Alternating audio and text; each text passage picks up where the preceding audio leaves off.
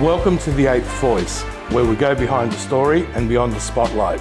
I'm Steve George Makris. I'm glad you're here. So today I'm sitting with Wes Lambert. Now, Wes, we heard quite a bit of your story on the seventh seat, but what a lot of people don't know is you've got more of a background than just hospitality. You're involved in the military, and I think that'd be a very nice place to start with. So tell me a little bit about your military background. Oh, wow, that goes back many, many years.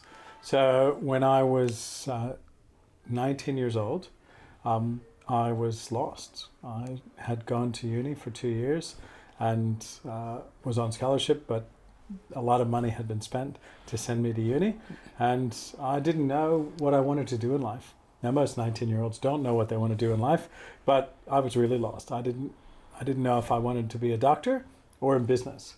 Wow. Now, I was in business, so we know where the story ends, but it was a dilemma for me.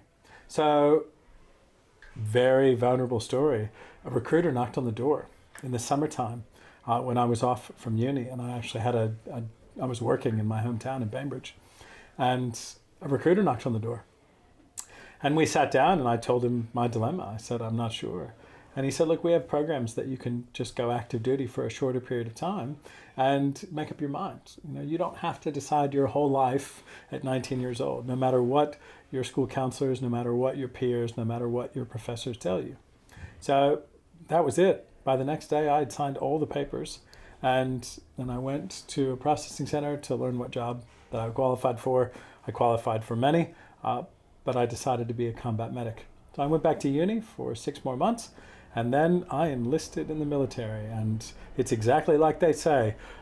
You take a bus to a plane to basic training.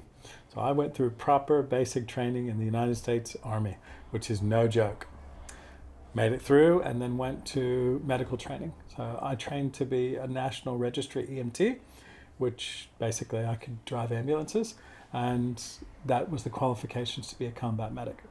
At the time, there were a lot of conflicts going on in Europe, so I was stationed in Germany, and my unit that I processed into was already deployed. So I volunteered with the unit next door to be a UN peacekeeper in Macedonia with a blue hat and a UN ID card, which came with all the interesting privileges and responsibilities. Did that for 6 months, came back to Germany, and my time was nearly up in the military, just like that. So just under 2 years later, I went back to university, and I did some officer training while I finished my business degree in finance, and the rest is history. However, currently, I'm going through the vetting process to be an officer in the Australian Defence Force. So I'll be a mature age officer, reserve, mentoring young people and leading young people who want to make a difference for Australia. It's amazing. Look, you're saying a mature age. Look, when I look at you, Wes, I don't see you as being old. I look at you as being extremely young. And, listening to your story earlier on, and I mean, obviously we're a little bit time poor here, but you've done quite a lot of things in a very small amount of time. And, looking ahead, the way things are, I don't think your career is not even halfway through.